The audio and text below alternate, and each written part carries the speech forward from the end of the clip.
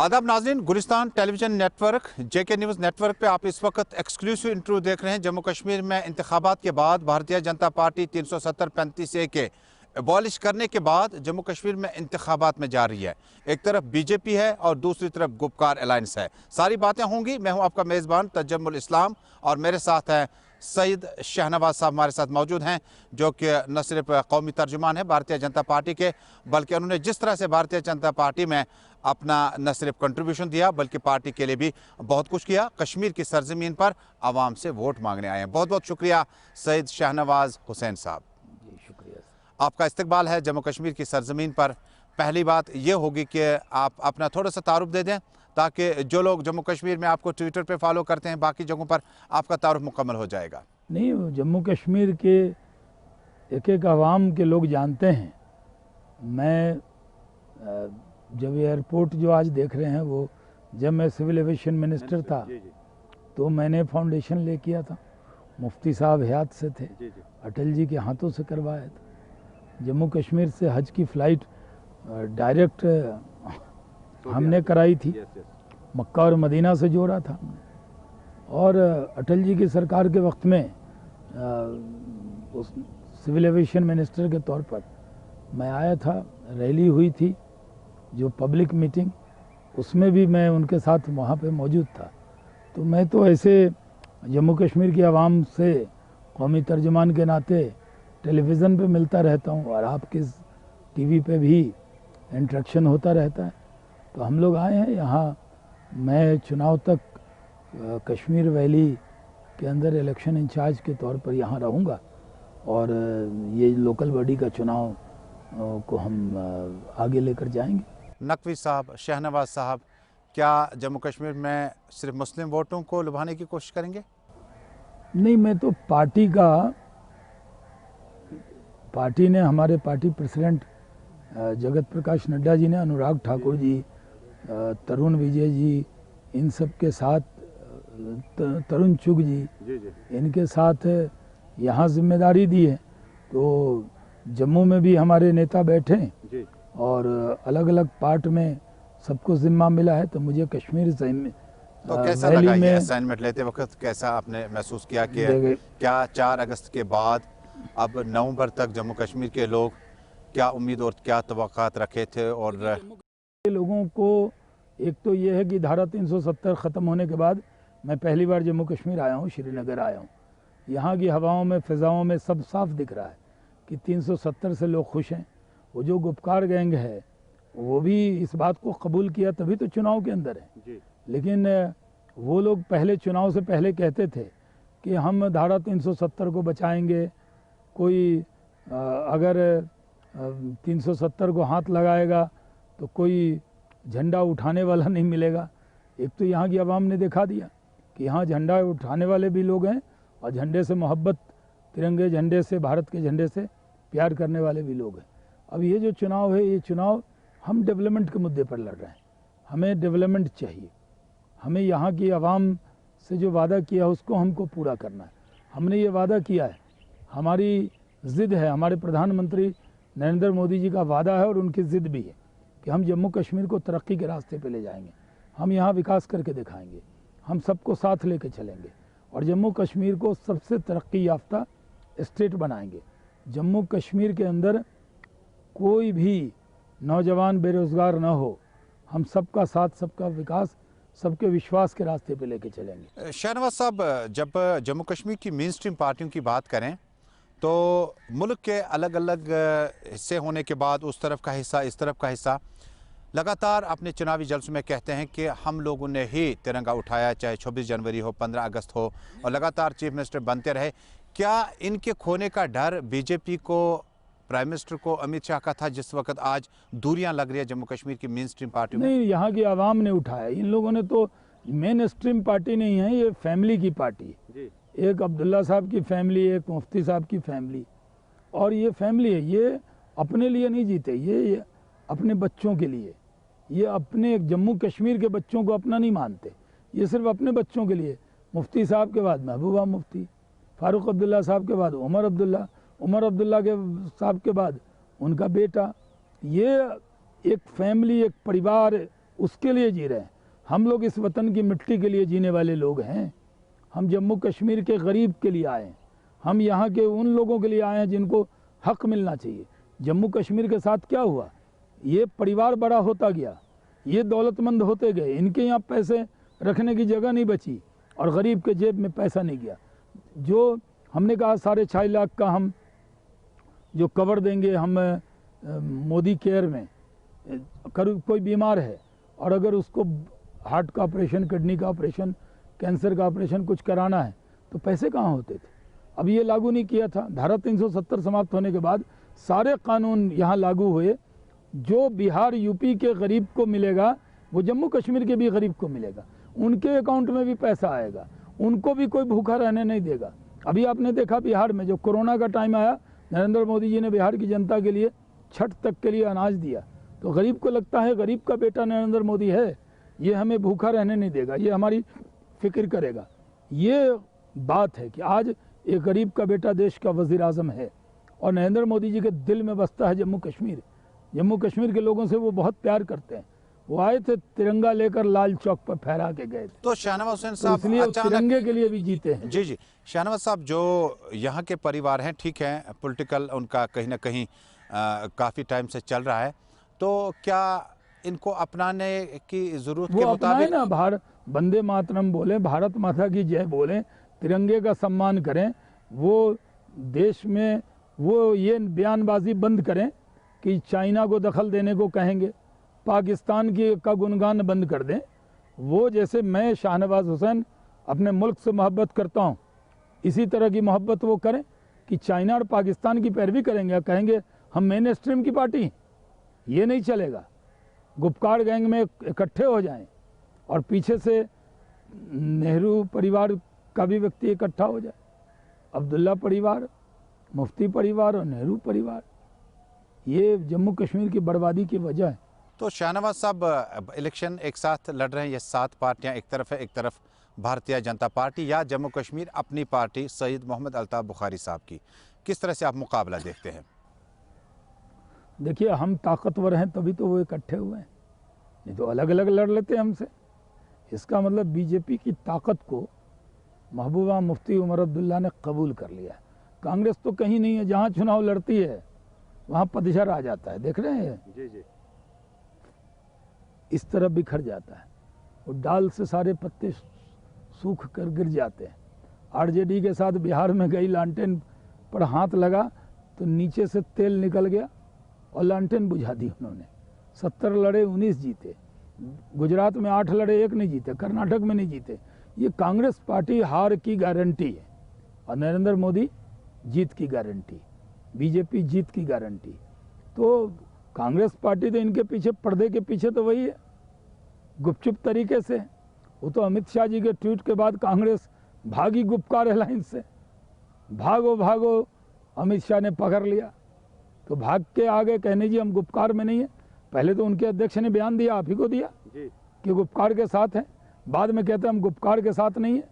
तो ये मुल्क के खिलाफ जो बयानबाजी करने वाले नेता हैं, इनके साथ कांग्रेस समझौता करेगी, देश के लोग क्षमा नहीं करेंगे। तो शाहनवाज साहब, जिस तरह से लगातार प्रेस वार्ता हुई या जो भी बीजेपी के सीनियर लीडरान जम्मू कश्मीर आए, इल्ज़ामात पे इल्ज़ामात गुपकार अलायंस के इंडिविजुअल फोरम पे भी और उनके जॉइंट फोरम पे भी, क्या तहकीकाती तौर पर या एहतियाती तौर पर गिरफ्तारी भी की जा सकती है जिस तरह से इल्ज़ामात हैं?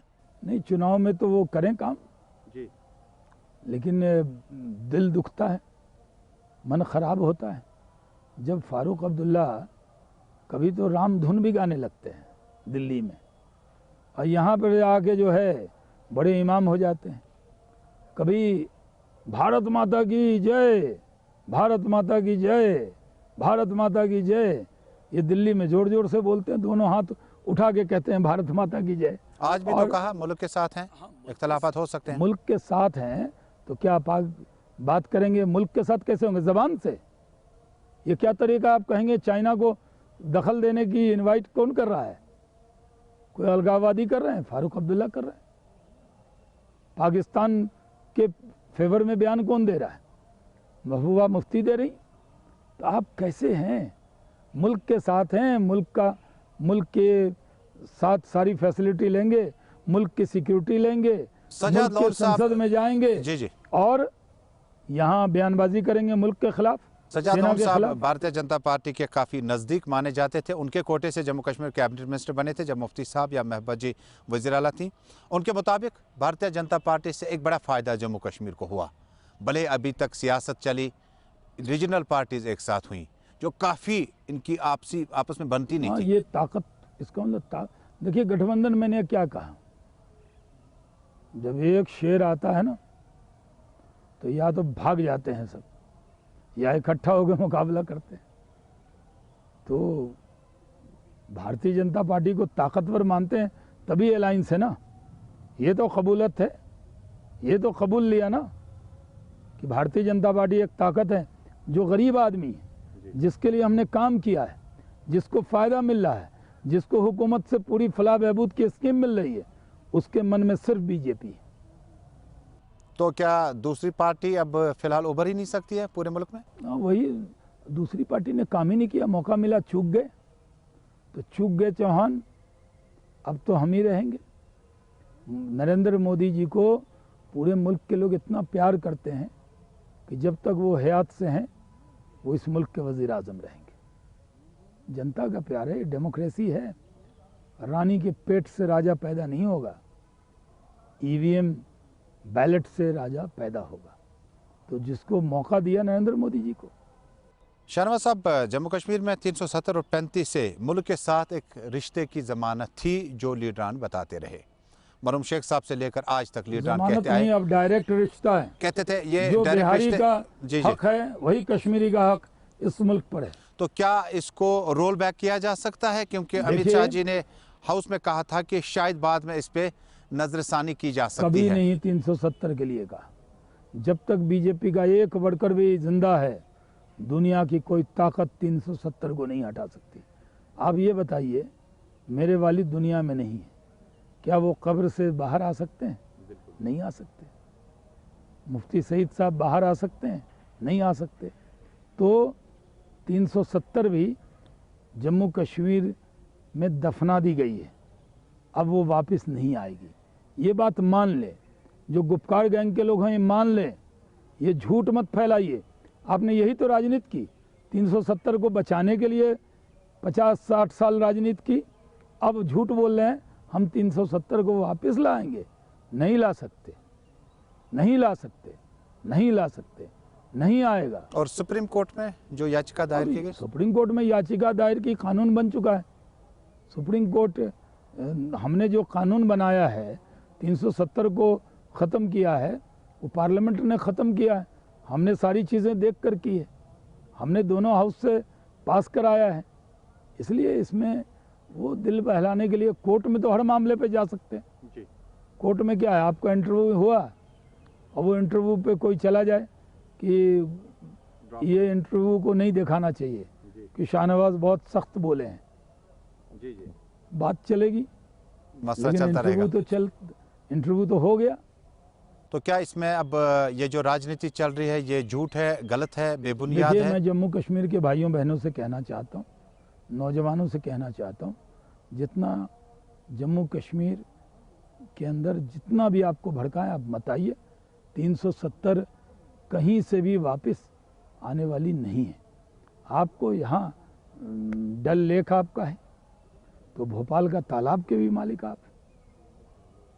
हज़रत बल दरगाह आपकी, तो हज़रत ख्वाजा गरीब नवाज़ की दरगाह पर जितना मेरा हक है उतना आपका हक है। इंडिया गेट आपका, चार मीनार आपका, लाल किला आपका, सब कुछ आपका। जो शाहनवाज का वो आपका, जो आपका वो मेरा। हम एक हैं, हम भारतीय हैं, आप भारतीय हैं, हमको सारा हक है। और भारत के नागरिक होना ये गर्व की बात है। पहले भी वो नागरिक थे, लेकिन 370 की एक बीच में लाइन थी, कहाँ हक मिला था गरीबों को, गुजर बकरवाल को हक नहीं मिला, वो जो दलित समाज के लोग हैं उनको हक नहीं मिला।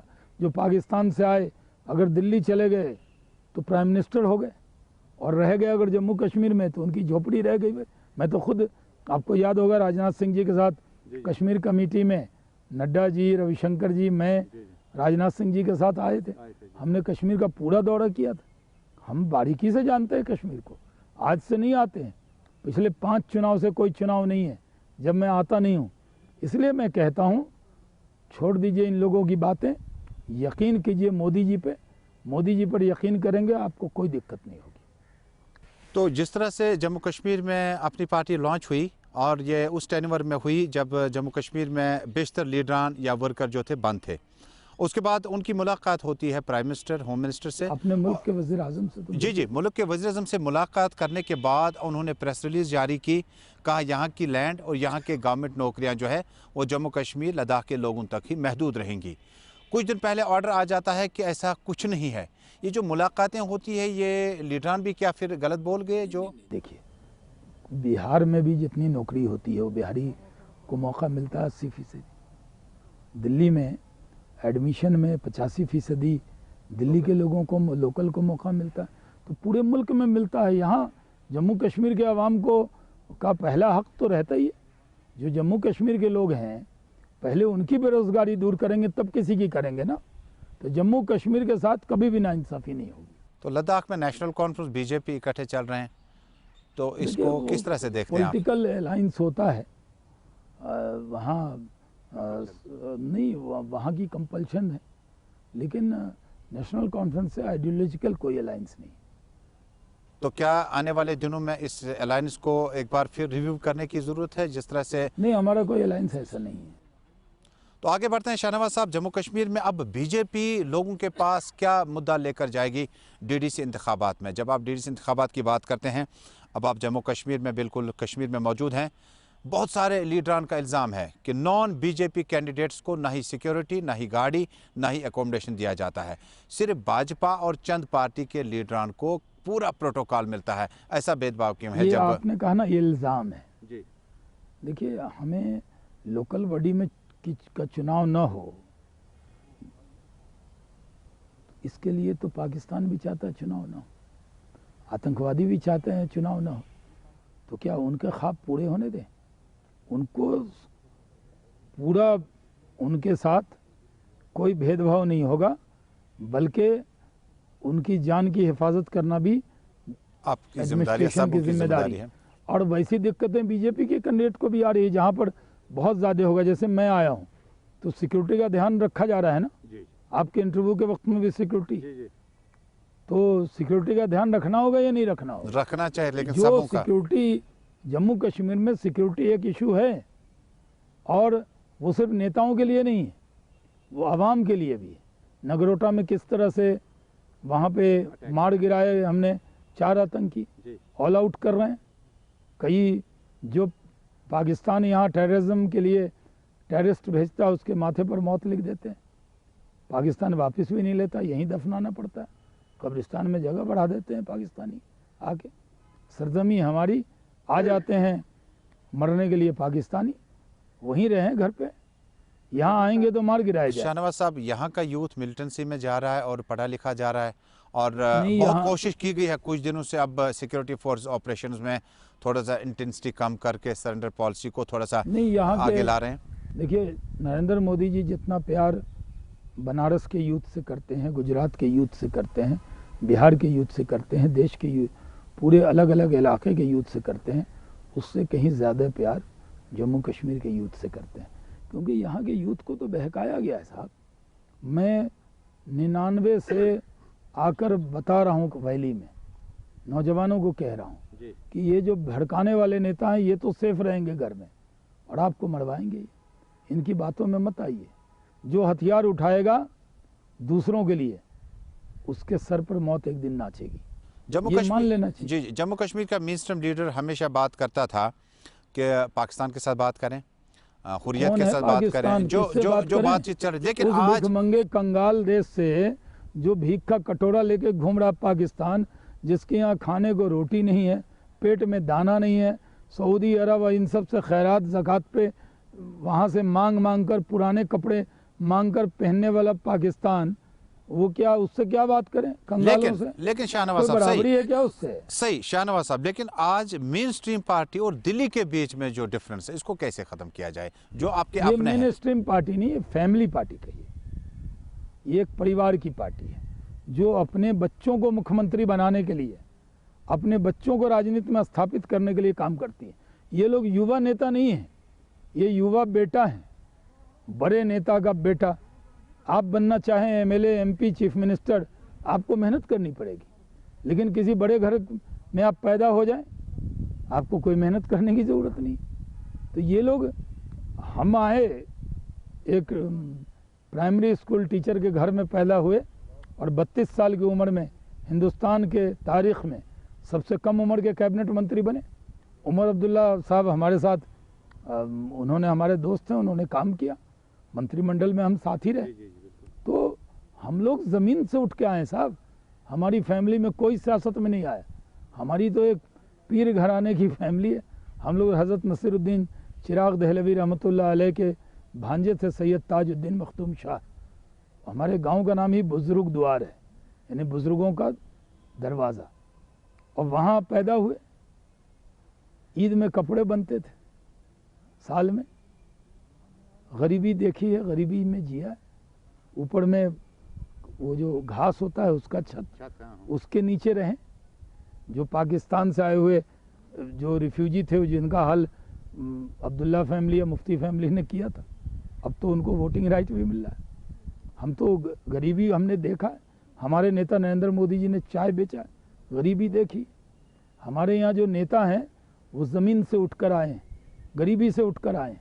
और इनके यहाँ तो बड़े घर में पैदा हुए लोगों, जैसे पहले होता था मुगलिया दौर में, ज़िल्ले इलाही आज वो मुबारक हो तशरीफ ला रहे हैं, नहीं खड़े हो जाएं। नहीं, कहा जाता था कि अब जो है शहजादा पैदा हुआ, ऐलान होते थे। हाँ, ऐलान होता था, उसको हार हीरे का दे दिया जाता था। अब यहाँ भी ऐलान होता है। मतलब अब्दुल्ला साहब के यहाँ ऐलान हुआ कि फ़ारूक अब्दुल्ला साहब आए, फिर फ़ारूक अब्दुल्ला साहब के यहाँ ऐलान हुआ उमर अब्दुल्ला साहब आए। इन लोगों ने क्या किया है? नेताओं के घर में पैदा होकर अब सब परिवार वाले हैं, मुफ्ती परिवार, अब्दुल्ला परिवार, नेहरू परिवार। तो ये परिवार का गठबंधन है, ये मेन स्ट्रीम का गठबंधन नहीं है। हम सबको साथ लेकर चलने वाले। जो बंदूक उठाए हुए जवान हैं, अगर वो भी मेरा इंटरव्यू देख रहे हैं तो मैं उनसे कहता हूँ, हथियार फेंकिए, कलम पकड़िए, आइए। मेन स्ट्रीम का मतलब है सबको लेकर चलना, सबकी फिक्र करना। हम फिक्र करेंगे। जो मुल्क के झंडे को उठाएगा, जो इस मादरे वतन को जिंदाबाद कहेगा, उसकी पूरी फिक्र करेंगे। आखिरी पे क्या बीजेपी जो वोटरान, और जब चुनावी ये दंगल ख़त्म होगी, क्योंकि ये जो स्टेट बट गया उसके बाद बहुत कम लीडरान यहाँ आए, क्या इसी तरह के प्रोग्राम रहेंगे? और नहीं, इसी मैं तरह बराबर आता रहूँगा। मैं अपनी पार्टी से भी, हमारे राष्ट्रीय अध्यक्ष जगत प्रकाश नड्डा जी ने जो जिम्मेदारी दी है, तो सिर्फ चुनाव के लिए देंगे तो आप ताने मारेंगे, आप कहेंगे सिर्फ चुनाव में आते हैं। हम लोकसभा में आए थे, पुलवामा के इलाके में, कई जगह मैंने, तब भी मुलाकात हुई थी आपसे। अभी हम आए तो सिर्फ चुनाव नहीं आएंगे, चुनाव के बाद भी आएंगे, पूरा मुल्क आएगा।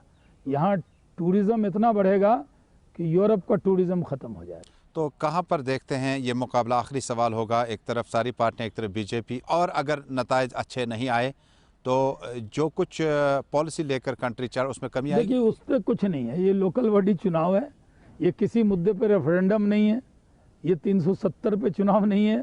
ये गांव कैसे डेवलप हों, डिस्ट्रिक्ट डीडीसी का चुनाव है, ये इसी मुद्दे पे है। कहीं वो कम जीते ज़्यादा जीते, मैं रिकॉर्ड पे कहता हूँ, उस पर चुनाव नहीं है। 370 दफन हो चुका है, और दफनाए हुए चीज़ों को जिंदा कोई भी नहीं कर सकता।